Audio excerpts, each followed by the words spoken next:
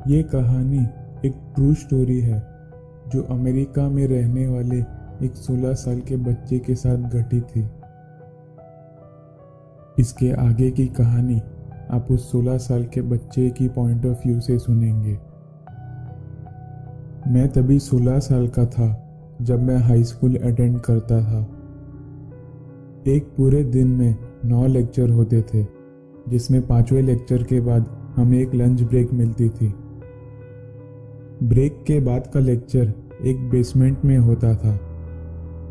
वैसे तो मेरा स्कूल बहुत बड़ा था, लेकिन इतने सारे बच्चे पढ़ने आते थे कि सबको अकोमोडेट करना बहुत मुश्किल था।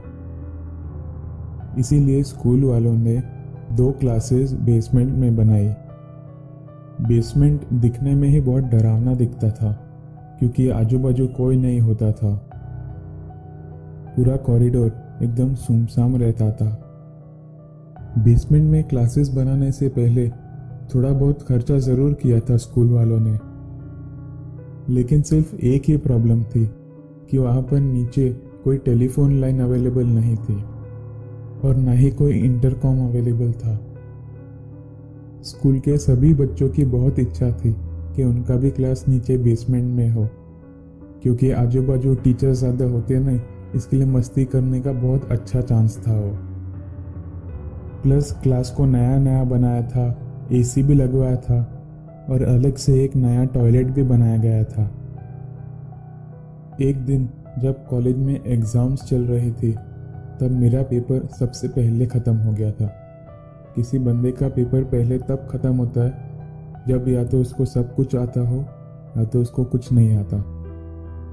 मुझे सब कुछ आता था, इसीलिए पेपर ख़त्म करने के बाद मैं क्लास के बाहर गया, जहाँ पर मुझे मेरा एक बाजू का क्लास वाला दोस्त मिला जिसे कुछ नहीं आता था, इसलिए वो भी जल्दी बाहर निकल आया था।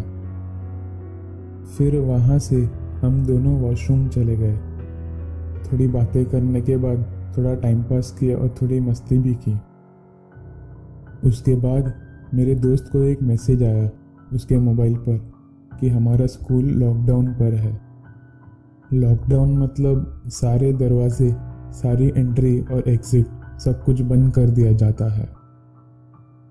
वो मैसेज पढ़ने के बाद हम दोनों ने एक दूसरे को देखा और मन ही मन सोचा कि हमारे टीचर्स को तो पता ही नहीं कि हम यहाँ पर हैं। हमने डिसाइड किया कि वॉशरूम के बाहर निकलकर थोड़ा आजू बाजू देखते हैं कि क्या चल रहा है। फिर हम वॉशरूम से बाहर निकलकर और सीढ़ियाँ चढ़कर बेसमेंट के ऊपर के माले पर गए। ऊपर पहुंचते ही हम ये देखकर सरप्राइज हो गए कि सारी लाइट बंद कर दी गई है। पूरा हॉलवे जैसे एकदम काला अंधेरा था, बस सिर्फ थोड़ी सी लाइट विंडो से आ रही थी। यूजुअली लॉकडाउन के टाइम लाइट्स चालू ही रखते हैं, बट पता नहीं ये बार उन्होंने लाइट्स बंद क्यों कर दी। मेरे दोस्त ने धीरे धीरे एक एक कदम आगे बढ़ाना शुरू किया और मैं उसके पीछे पीछे चला। थोड़ी देर आगे चलने के बाद वो अचानक रुक गया और कहने लगा, वो कौन है? मैंने तुरंत उस दिशा में अपनी नज़रें गड़ाई और देखा कि काले अंधेरे में से एक आदमी बाहर झांक रहा था। पहले तो हमें लगा कि शायद ये कोई टीचर होगा, लेकिन जैसे ही वो अंधेरे में से बाहर निकलकर हमारे और करीब आने लगा, तब हमें डाउट हुआ कि ये कोई टीचर नहीं है, कोई बाहर का ही बंदा है। मैंने मेरे दोस्त को बोला कि पलट और चुपचाप नीचे बेसमेंट में फिर से चले चल। मुझे एक बात तो समझ गई कि उसने हमें देख लिया है, और मैं ये भी जानता था कि शायद वो हमारा पीछा कर सकता है। हम तुरंत नीचे बेसमेंट की तरफ गए और देखा कि दोनों क्लासरूम के दरवाजे बंद थे। इसीलिए हमने सोचा कि हम वॉशरूम में छुपेंगे। वॉशरूम के अंदर घुसते ही हमने सारी लाइट बंद कर दी और एकदम लास्ट वाले स्टॉल में जाकर छुप गए। अभी वॉशरूम में चारों बाजू एकदम अंधेरा और एकदम साइलेंस था। वॉशरूम में एसी, वेंटिलेटर कुछ नहीं था। सिर्फ मेरे और मेरे दोस्त के सांसों की आवाज़ें आ रही थी।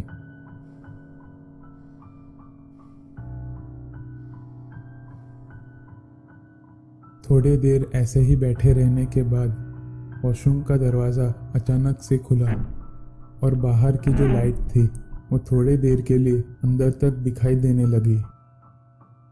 वो दरवाज़ा फिर से बंद हुआ और बाथरूम में फिर से अंधेरा हो गया।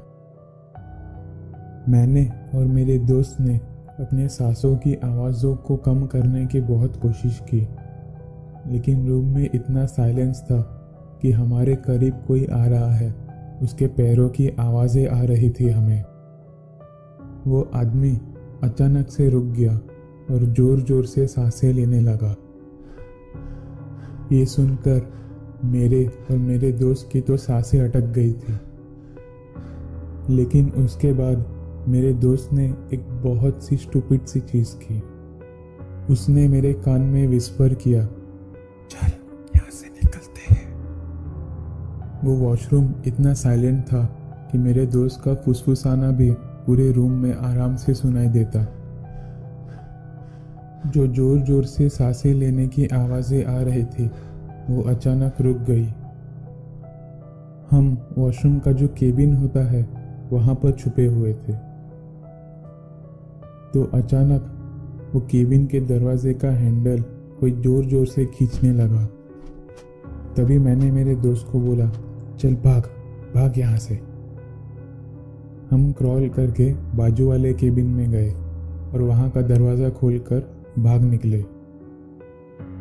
वॉशरूम से बाहर निकलने के लिए जब हमने वॉशरूम का दरवाज़ा खोला तो बाहर की थोड़ी सी लाइट वॉशरूम के अंदर गिरी और तभी हमने उस आदमी को देखा और उसने हमें। हम फटाफट बाहर निकलकर क्लासरूम की तरफ भागे और क्लासरूम का दरवाज़ा खटखटाया तो हमारे टीचर ने तुरंत हमें अंदर ले लिया। अब तक जो कुछ भी हुआ मेरे दोस्त ने मेरे टीचर को सब कुछ बता दिया। उसने ये भी कहा कि उस आदमी के पॉकेट से एक गन बाहर निकली हुई थी। ये बात सुनकर मैं थोड़ा सा शॉक हो गया क्योंकि मैंने तो कोई गन नहीं देखी थी, लेकिन मैं पहले से ही इतना डरा हुआ था कि कुछ सोचा भी नहीं जा रहा था। यूजुअली ऐसे दो लोग डर कर भाग कर आ जाते, ये बात सुनकर पूरा क्लास हंस पड़ता, लेकिन इस बार सब लोग के चेहरे पर घबराहट साफ साफ दिखाई दे रही थी।